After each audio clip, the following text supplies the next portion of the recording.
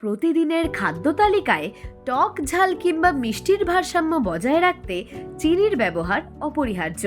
তবে শরীরের জন্য এর চেয়ে ঢের বেশি উপযোগী হলো প্রাকৃতিক গুড়। আয়রন, ম্যাগনেসিয়াম, ম্যাঙ্গানিজ এবং পটাশিয়ামের প্রাকৃতিক ভাণ্ডার হিসেবে পরিচিত গুড় রক্তাল্পতা বা অ্যানিমিয়া দূর করতে যেমন পারদর্শী, তেমনি পেটের স্বাস্থ্য রক্ষায়ও এর জুড়ি মেলা ভার। মেটাবলিজম বাড়িয়ে বাড়তি মেদ ঝরিয়ে ফেলার উদ্দেশ্যে সকালে খালি পেটে উষ্ণ জলের সাথে গুড় খাওয়ার অভ্যাস অত্যন্ত কার্যকর। ঠিক তেমনি হজম প্রক্রিয়াকে সচল রাখতে এবং কোষ্ঠকাঠিন্যের সমস্যা এড়াতে দুপুরে বা রাতে খাবার শেষে সামান্য গুড় খাওয়া বেশ ফলদায়ক। আবার সারা দিনের ক্লান্তি শেষে শারীরিক শক্তি পুনরুদ্ধারে রাতে গরম দুধের সাথে গুড় মিশিয়ে নেওয়া যেতেই পারে। এটি শরীরকে ভেতর থেকে চনমনে করে তোলে।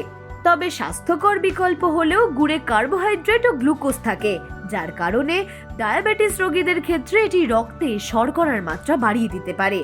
তাই চিকিৎসকদের পরামর্শ মেনে সীমিত পরিমাণে এটি গ্রহণ করাই শ্রেয়। সর্বোপরি শারীরিক সুস্থতা নিশ্চিত করতে চিনির বদলে গুড় বেছে নেওয়া অত্যন্ত বুদ্ধিমানের, তবে সেটি সঠিক পরিমাণে। অঙ্কিতা পালের রিপোর্ট, হেডলাইন্স, কলকাতা।